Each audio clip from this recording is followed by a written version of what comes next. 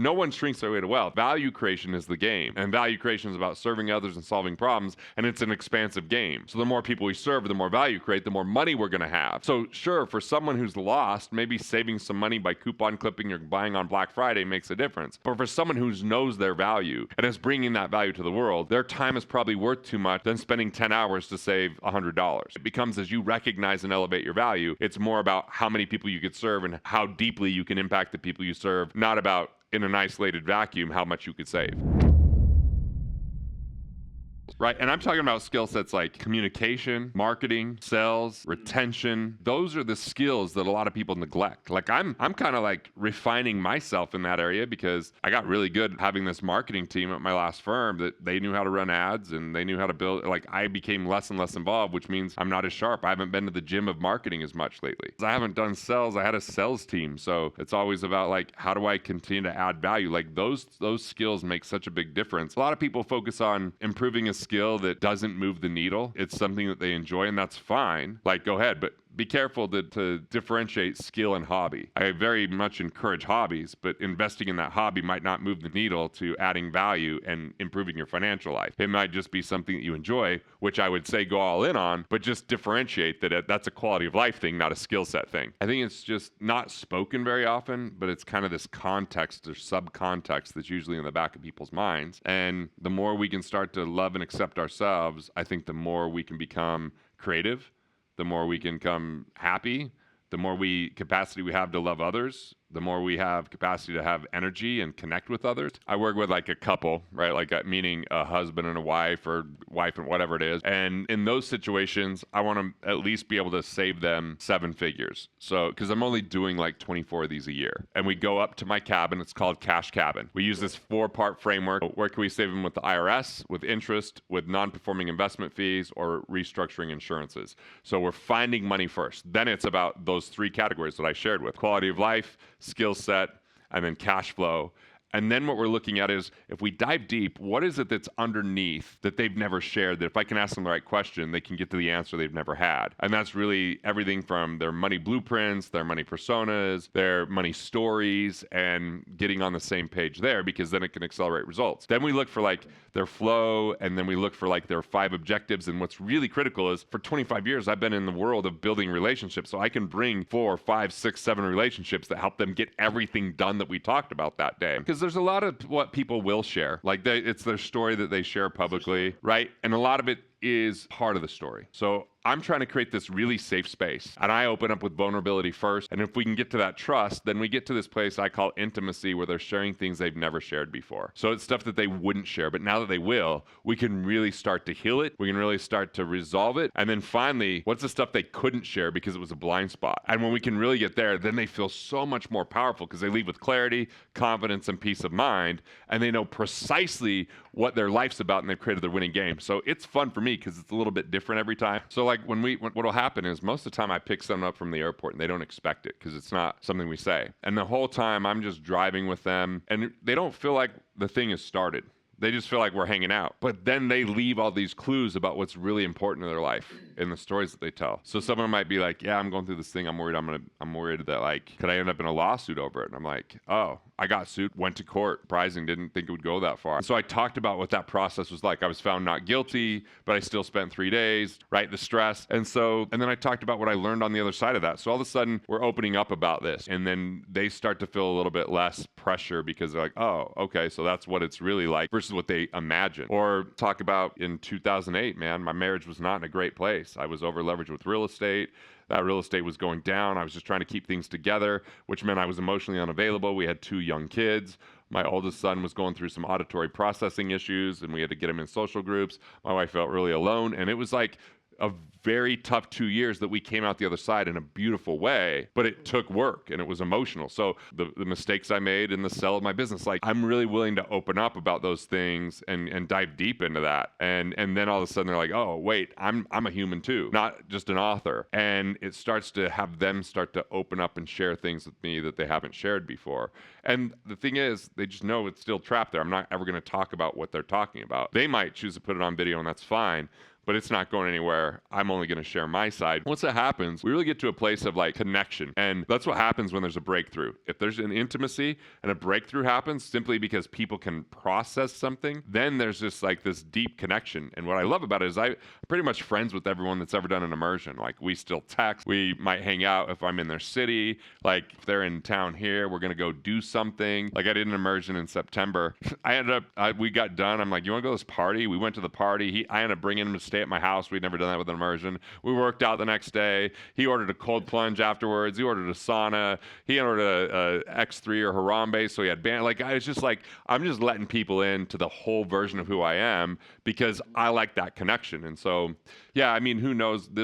I write half of my blogs from those immersions, like because I end up sharing a story about myself. I'm like, yeah, I've never put that out there publicly, but I like it. It's kind of how the content comes up. I mean, where I'm really using the edutainment is I Am Money because it's a kid's book. Dude, this book, I Am Money, is like earning, saving, spending, and giving. But it says when it comes to the basics, money can make you happier because when you don't have the basics and you're in survival, it's detrimental to your happiness. But after the basics, it's all over the board. Money isn't necessarily capable of being responsible for your happiness. It's a companion and a support, but it's never a solo artist. So it's really saying you're your best asset. Why don't you invest in skill sets? You might learn to sing, or you might set up a lemonade stand. It's got some of those basic things like that. But it says when you get to a place of abundance, you could do the coolest thing. You could freely share. Meaning you're no longer just in your own isolated world. And so I think, and my co-author, she's sold so many books. She's written 100-some children's books.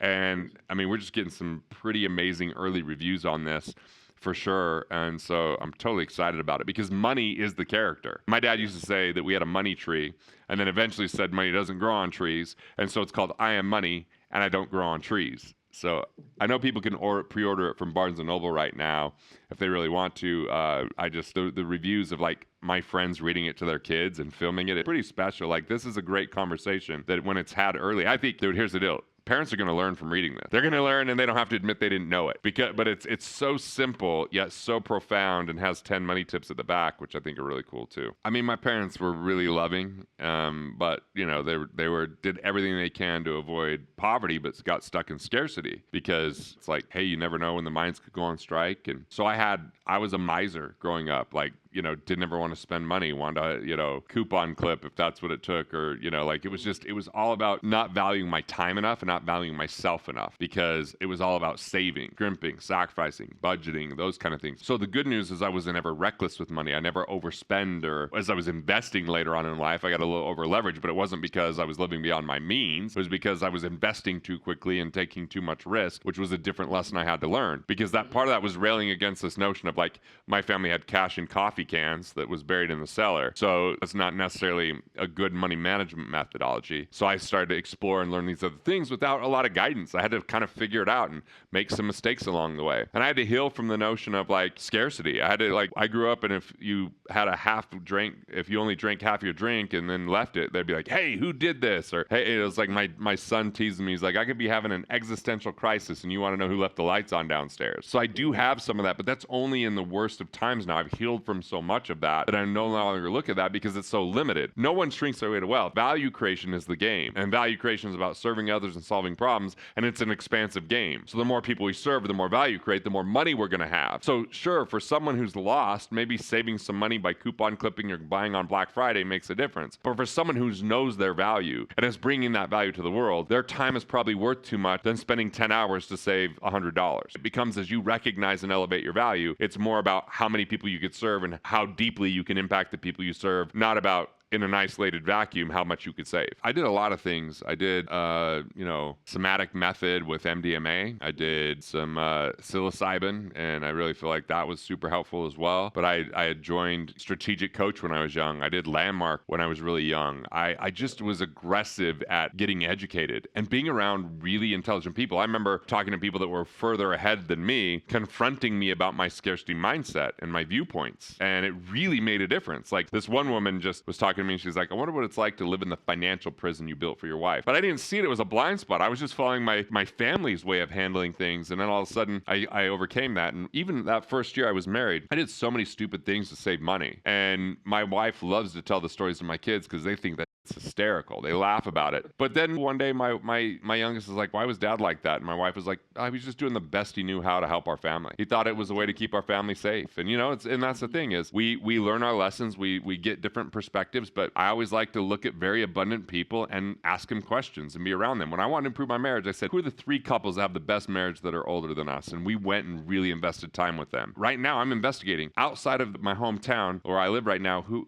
are the 5 relationships I want to invest the most time with next year, because they change my thinking, they expand my thinking, they challenge my thinking, and they're ahead of where I'm at financially, because I'm spending a lot of time with people that I'm the one that's been ahead financially. So like I want to get to that outer edge where I'm challenged, where I'm expansive, and where I'm looking at things in a different way. And that's what's been nice about traveling around speaking recently with my book. I've just been attending a lot of the places I'm speaking and learning a lot. Like I just went to Taki Moore's event and I learned a ton in the 2 days I was there, and I went to Dan Martell's event and I learned a ton at the 2 days I was there. And so it's like really cool to be around these people and be like, oh, cool, I spoke, but now I'm listening to these other people who have expertise in other areas, and I'm like, I want to continue to be a lifelong learner. And I think sometimes when people at a level of success, they're so busy showing how great they are. Like when I'm insecure, I might try to overdo the talking in a conversation. I might try to show everything I'm up to, which could seem like I'm not creating enough space for the other person, but that's when I'm insecure. And I feel like arrogance is when we want other people to love us more than we love ourselves, and it becomes kind of a repelling. And so I've just got to the point where I'm like, I don't have to let everybody know everything I know. It's okay for me to just learn from them and listen to them too. And that's going to give me access. Now I'm willing to give all that I can, but I'm also willing to write that on a blog or put that in a book, or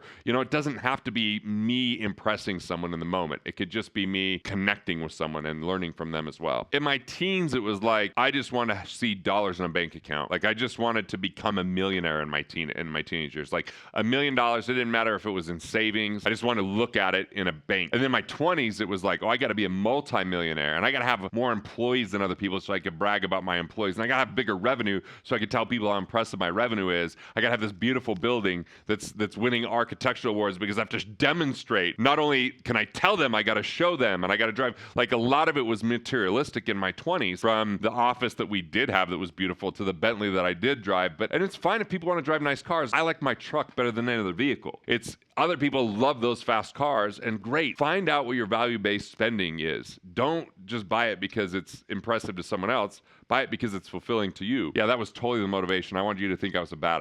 100%. The 2008 thing was the thing that switched for me. And because I was like, I was out on a limb. I was so much of my time was grinding and always working and always doing something and never present, and I was gaining weight, and I was like, this isn't a good life. So I was like, what's it going to look like moving forward? My 30s became this like intellectual property revolution. In my 30s, it was about I'm creating books. And I still was a little bit in the grind at times, but like I did a really good job at like learning and teaching and capturing that, which was a lot more fun. In my 40s, I'm like really navigating like, how do I just love life? And it's been a little bit messy, because being a comedian, I don't just go small. I had 8 Emmy winners on the crew for my comedy special. I dropped a ton of money filming that thing and getting it out there, and didn't raise funds for it. And like if you look at my books like Money Unmasked, like I invest a ton of money in the aesthetic of it and the experience of it. So I've become more of an artist, and as many artists, they start to overdo the art and not the finance. And so it's nice because I have a financial background, so I tend to balance that out a whole lot quicker. And I just spent a ton of money in 2021 and 2022 as this new expansion as an artist. Like, how do I make sure that impacts the world, and how to make sure I monetize that properly? And I've been able to reel it back in. But yeah, this foray on doing a theatrical keynote, on writing a kid's book, on doing the comedy special. That comedy special is probably the coolest 5 months of my life, from the time I chose to do it, started writing it, rehearsing it on a daily basis, and then filming it. Like it's one of those things that my kids got to watch it. They got to see me struggle. They got to see me overcome my insecurities. We just signed a contract last week with a distributor, so it's been one hell of a journey. Hey, thanks for watching. I appreciate it. And if you're enjoying these videos, well, there's good news. More where that came from, so go ahead and click through and watch the next video now.